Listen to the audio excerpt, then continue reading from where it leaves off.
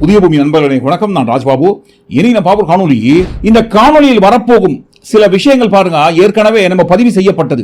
ஆனா பாருங்க இன்றைக்கு இப்ப இந்த நாடாளுமன்ற தேர்தல் போயினுகிற இந்த சமயத்துல இந்த காணொலிக்குள்ள வரப்போற விஷயங்கள் பாருங்க அதிகப்படியாக தேவைப்படும். அதனால பாருங்க மீண்டும் நண்பர்களின் கவனத்திற்காக இந்த காணொலியோட இன்ட்ரோ.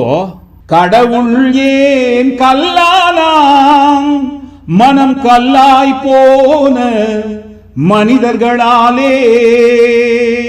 கடவுள் ஏன் கல்லானார், அதுக்கு காரணம் கல்லாகி போன மனிதர்கள் மனசுதான் அன்னைக்கு எழுதுனாங்க. ஆனா பாருங்க இன்னைக்கு கடவுளை மையப்படுத்தி ஊருக்குள்ள போயினுங்கிற விஷயத்தை பார்த்தாங்கன்னு வச்சுக்கோங்க, உண்மையிலேயே நெஞ்சுக்கு தேவை மனசாட்சி, அது நீதி தேவனில் அரசாட்சி, அத்தனை உண்மைக்கும் அவன் சாட்சி, அத்தனை உண்மைக்கும் அவன் சாட்சி, மக்கள் அரங்கத்தில் வராது அவன் சாட்சி,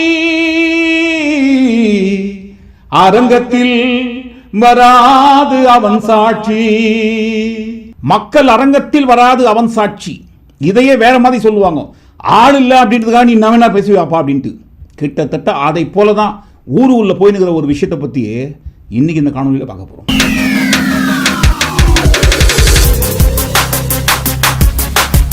அறிவு இருக்கு இல்லைங்களா, அதுவும் சாதாரண அறிவு கிடையாதுங்க, விஞ்ஞான அறிவு.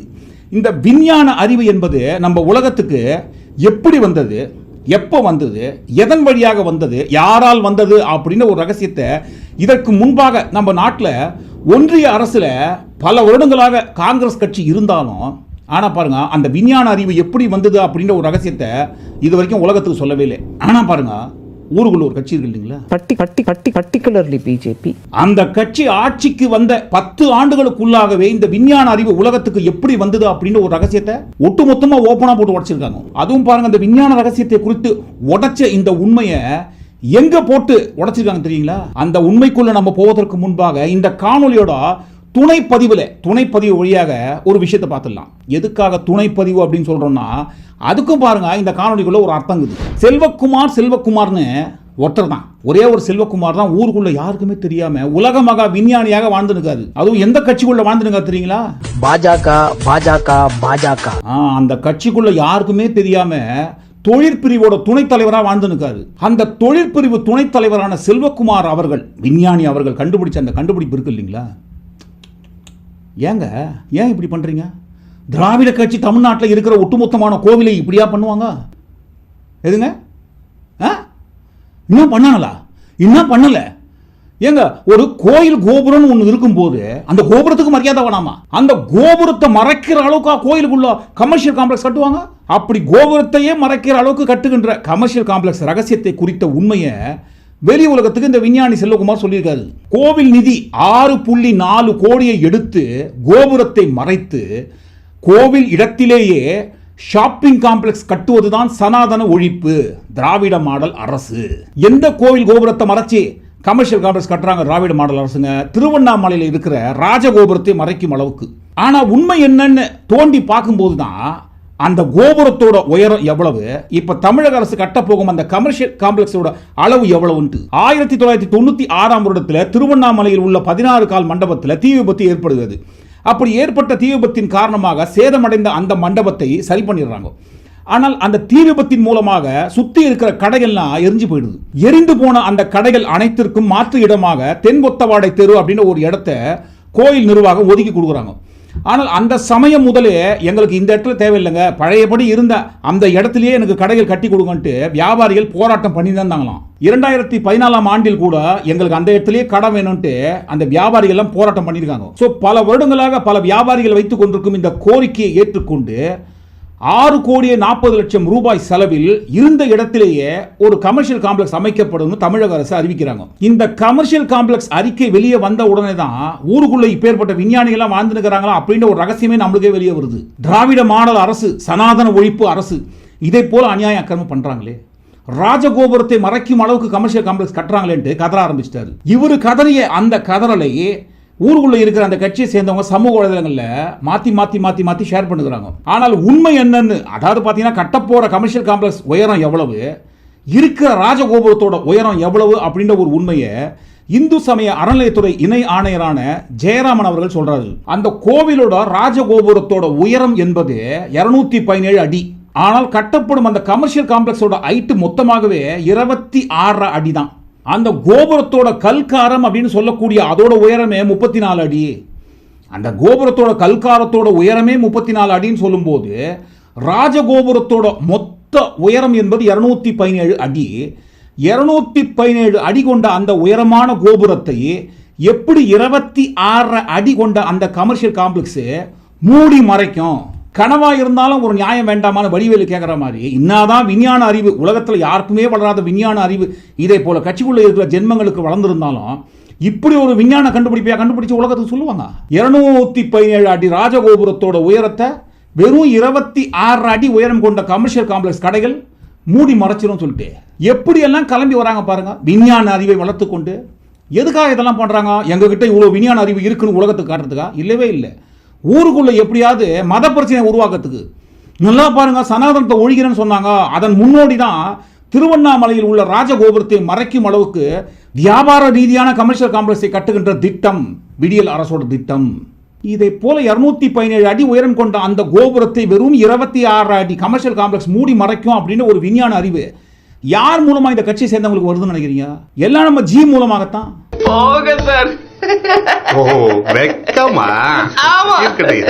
அவரோட அறிவின் வழியாக வருகின்ற ஒவ்வொரு விஞ்ஞானத்தோட கண்டுபிடிப்பையும், அதுவும் பாருங்க இதற்கு முன்பாகவே இந்த கண்டுபிடிப்பெல்லாம் உலகத்தில் இருந்தது அப்படின்ற ஒரு ரகசியத்தை நம்ம ஜி போற எல்லா மேடையிலையும் தவறாம உலகத்துக்கு சொல்லியிருக்காரு. அதுவும் பாருங்க, பல விஞ்ஞானிகள் பல அறிஞர்கள் இருக்கிற மேடையிலேயே இந்த ஜெனட்டிக் ஃபார்முலாவை குறித்து சொல்லியிருக்காருங்க.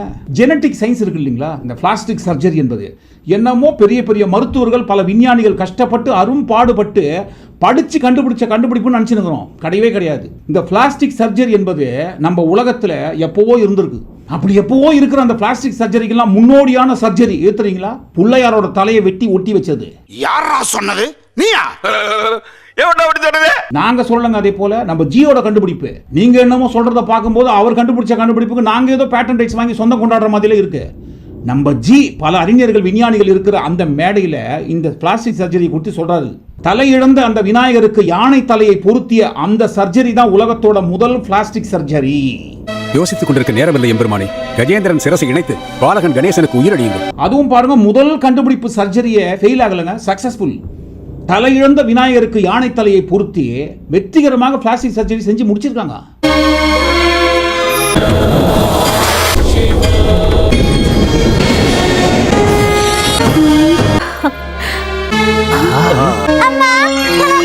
விஞ்ஞானம் வளர்ந்த இந்த காலத்தில் கண்டுபிடிச்சது கிடையாது. இந்த பிளாஸ்டிக் சர்ஜரி என்பது வேதங்கள், புராணங்கள், இதிகாசங்கள் இருந்த அந்த காலத்திலேயே இந்த பிளாஸ்டிக் சர்ஜரி என்பது நம்ம கண்டுபிடிச்சிட்டோம். தெரியுமா உனக்கு? இதுக்கே எப்படின்னா இதுக்கு முன்னாடி எந்த விஞ்ஞானிகளும் கண்டுபிடிக்க முடியாத ஒரு அதிபயங்கரமான அற்புத விஞ்ஞான ரகசியத்தை போட்டு உடைச்சிருக்காரு. மேகங்கள் அடர்ந்து படர்ந்து சூழ்ந்து இருக்கிற சமயம் பார்த்து விமானத்தை கொண்டு போகணும். அப்படி போற விமானத்தை அடர்த்தியான மேகங்கள் மூடி மறைச்சிடும். அப்படி மூடி மறைக்கிற அந்த விமானம் ரேடார்ல கண்டுபிடிக்க முடியாம போயிடும். ஸோ அப்படி ரேடாரால கண்டுபிடிக்க முடியாத அந்த சமயம் பார்த்து மேகங்கள் அடர்த்தியா எப்போ இருக்குதோ அப்போ நம்ம விமானத்தை கொண்டு போயிட்டு சர்ஜிக்கல் ஸ்ட்ரைக் பண்ணோம்னு வச்சுக்கோங்க, பாகிஸ்தானால கண்டுபிடிக்க முடியாது. அப்படி பாகிஸ்தான் நாட்டுக்கு தெரியாம போகக்கூடிய அந்த ரகசியத்தை நான் தான் எங்களோட ஆர்மி மேஜர் ஜெனரலுக்கெல்லாம் சொன்னோம் அப்படின்ற ஒரு ரகசியத்தை ஓப்பனாவே ஒப்புதல் வாக்கு மூலமா ஸ்டேட்மெண்டா கொடுத்திருந்தாரு. இதை போல வரிசையான விஞ்ஞான கண்டுபிடிப்புகள் நிறைய. பஜனை பண்ணா ஊட்டச்சத்து குறைபாடு நீங்கிடும்.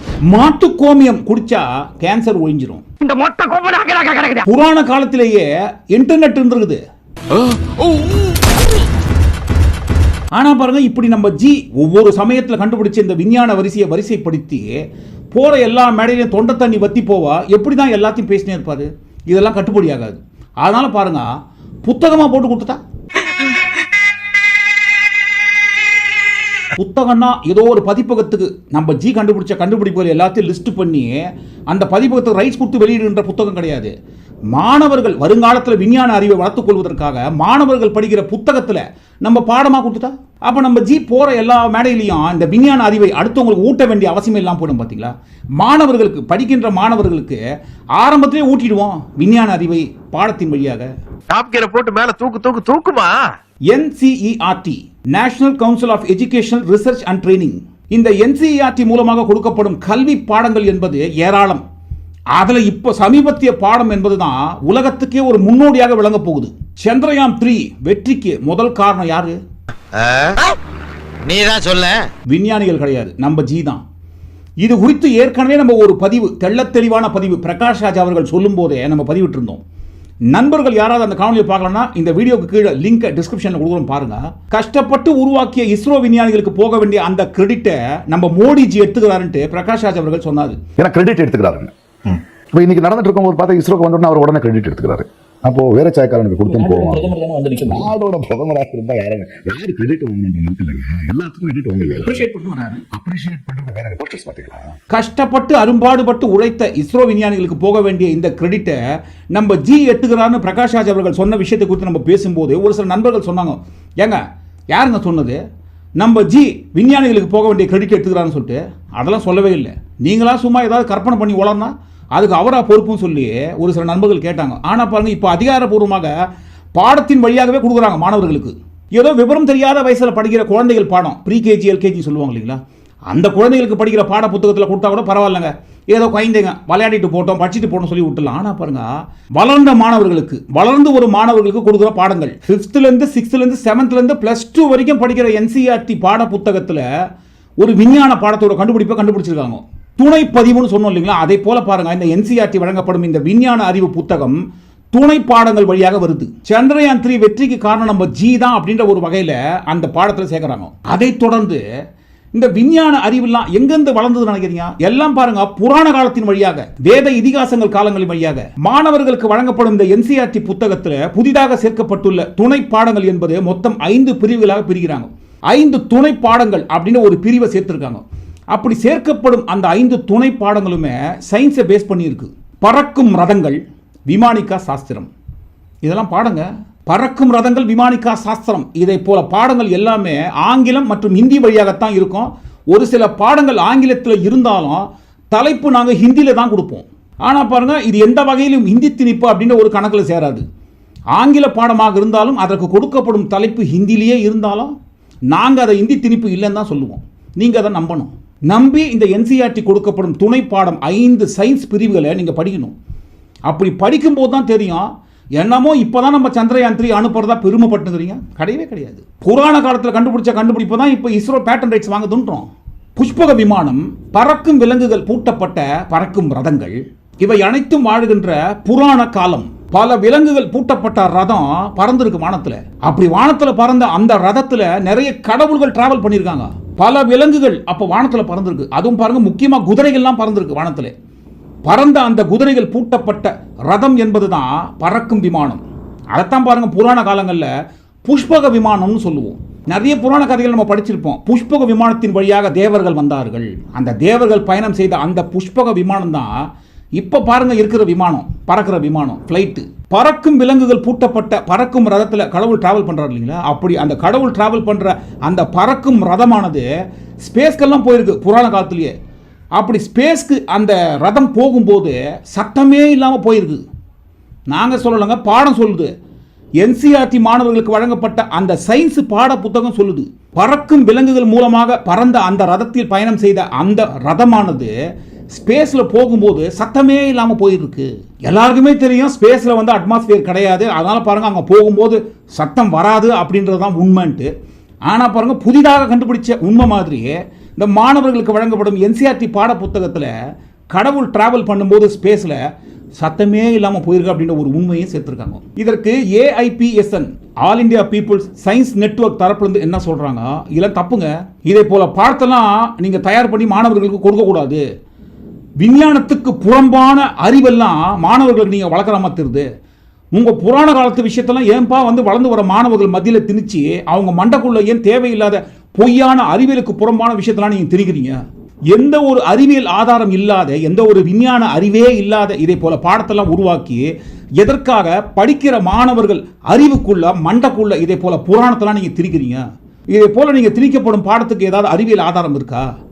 கிடையவே கிடையாது. நீங்க ரொம்ப பெருமைப்பட்டு பெருமையா பேசப்படும் இந்த விமான சாஸ்திரம் அப்படின்ற ஒரு புத்தகமே 20ஆம் நூற்றாண்டுக்கு முற்பகுதியில் எழுதப்பட்டது அப்படின்ற ஒரு ஏகப்பட்ட ஆய்வுகள் சொல்லுது. இதே போல புத்தகத்தெல்லாம் உருவாக்கி மாணவர்களுக்கு கொடுக்காதீங்கன்னு சொல்லிட்டு ஏஏபிஎஸ் சொல்றாங்க. இதுல ஒரு கூடுதல் தகவல் இல்ல, ஸ்பெஷலான தகவல் என்ன தெரியுங்களா? இப்படி கொடுக்கப்பட்டிருக்கும் இந்த புராண காலத்து சயின்ஸ் புத்தகத்தை ஒன்றிய அரசு கொண்டு வந்திருக்கும் புதிய தேசிய கல்விக் கொள்கையின் மூலமாக உருவாக்கப்பட்டது. அப்ப இந்த புதிய கல்விக் கொள்கையை ஏன் எதிர்க்கிறீங்க? புராண காலத்திலேயே விலங்குகள் பூட்டப்பட்டு கடவுள்கள் டிராவல் பண்ணி வானத்தில் ரதங்கள் பறந்துதான் அப்படின்னு ஒரு ரகசியத்தை மாணவர்களுக்கு சொல்கின்ற அந்த உண்மையை புதிய கல்விக் கொள்கையை ஏன் எதிர்க்கிறீங்கன்னு கேட்குறோம். அப்படி பறக்கும் விலங்குகள் பூட்டப்பட்ட கடவுள்கள் டிராவல் பண்ணி பறந்த அந்த ரதங்கள் தான் இப்ப பறந்துங்கிற விமானத்துக்கு முன்னோடி. கடவுள் அதில் டிராவல் பண்ணாரு அந்த பறக்கும் ரதத்தில். இப்ப பாருங்க, பறக்கும் விமானத்தில் மனிதர்கள் டிராவல் பண்றாங்க. ஆனா அதற்கெல்லாம் முன்னோடியாக விளங்கியது புராண காலத்து பறக்கும் புஷ்பக விமானம். இந்த ரகசியத்தை மையமாக அடிப்படையாக கொண்டு உருவாக்கப்பட்டதுதான் இப்ப மேல போயிருக்க இந்த சந்திரயான் 3 கூட. இதை நாங்க சொல்ல, நம்ம ஜி சொல்றாரு. இப்படி பறந்து கொண்டிருக்கும் அந்த சந்திரயான் 3யோட வெற்றிக்கு முக்கிய மூல காரணமே நம்ம ஜி தான். இதையும் சேர்த்தே அந்த பாடத்தில் ரொம்ப அழகாக சேர்த்துருக்காங்க. இந்த பறக்கிற புஷ்பக விமானம், பறக்கும் விலங்குகள், பூட்டிய ரதம், கடவுள் பறந்தாரு அப்படின்ற ஒரு கதைகள்லாம் நம்ம நாட்டில் மட்டும் கிடையாதான், உலகத்தில் ஒரு சில நாடுகளில் கூட அந்தந்த ஊரில் இருக்கிற சாஸ்திரங்களுக்கு தகுந்த மாதிரி எழுதி வச்சிருக்காங்களாம். ஆனால் பாருங்க, அதை போல இருக்கிற நாடுகளில் எழுதப்பட்ட அந்த கதைகள் எல்லாம் உண்மைன்னு நம்பி எந்த ஒரு விஞ்ஞானியும் பார்த்தீங்களாப்பா, நாங்கள் விமானம் கண்டுபிடிப்பதற்கு காரணமாக இருந்தது எங்கள் நாட்டோட இந்த புராணம் தான். இந்த புராணத்தின்படி இதை போல வண்டிகள்லாம் மேலே பறந்தது. அப்படி பறந்த அந்த புராணத்தை அடிப்படையாக மையமாக வைத்து தான் நாங்கள் இதை போல விமானத்தெல்லாம் கண்டுபிடிச்சோம் சொல்லிட்டு உலகத்தில் இருக்கிற எந்த ஒரு விஞ்ஞானிகளும் இதை போல ஒரு கதை ரீலு புரோடெல்லாம் விடலையாம். அந்த கதைகள்லாம் கதைகளாகவே இருக்கட்டும், அது ஒரு ஓரமாக வந்துட்டு போட்டோம், இதுதான் நிஜம்னு விஞ்ஞானிகள் ஒவ்வொரு கண்டுபிடிப்பையும் அரும் பாடுபட்டு விஞ்ஞானத்தின் வழியாக கண்டுபிடிச்சாங்க.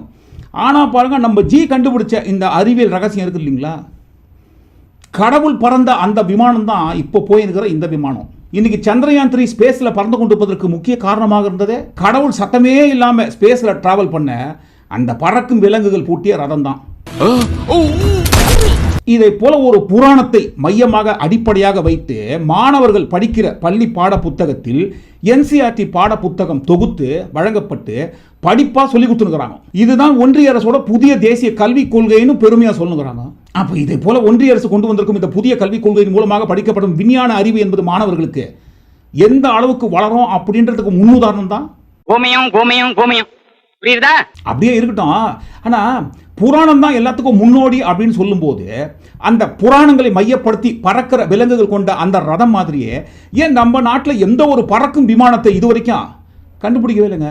இந்த உலகத்தில் விஞ்ஞானத்தின் வழியாக கண்டுபிடிச்ச எந்த ஒரு உருவாக்கமும் ஏன் நம்ம நாட்டில் புராணத்தை மையமாக அடிப்படையாக கொண்டு எதையுமே உருவாக்கல?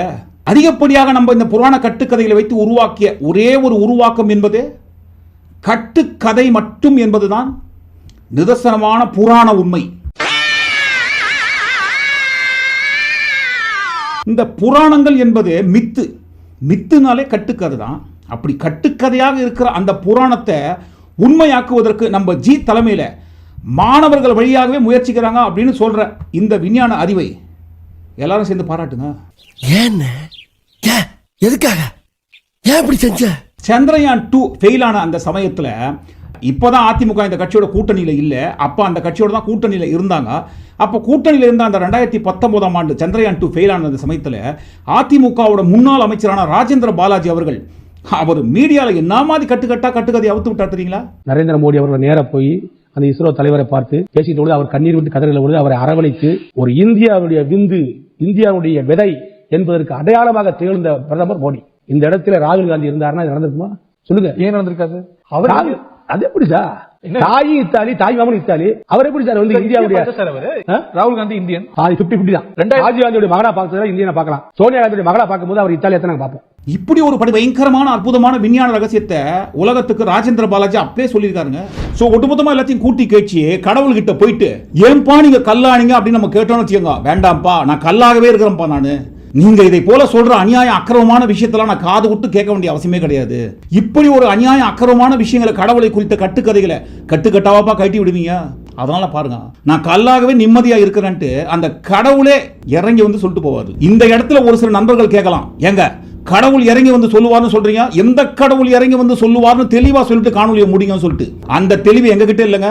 ஒருவேளை கடவுள் கிட்டவே இல்லாமல் போவதற்கு கூட வாய்ப்பு இருக்கு. அதனால பாருங்க, நீங்களே ஒட்டுமொத்தமா மறுபடியும் எல்லாத்தையும் கூட்டி கேட்டு இந்த காணொலிகள் வந்த எல்லா விஷயத்தை குறித்து நீங்க என்ன நினைக்கிறீங்கன்னு நீங்க கண்டிப்பா நியாயமா கமெண்ட் பண்ணுங்க. மீண்டும் இன்னொரு காணொலியில் சந்திப்போம். நன்றி.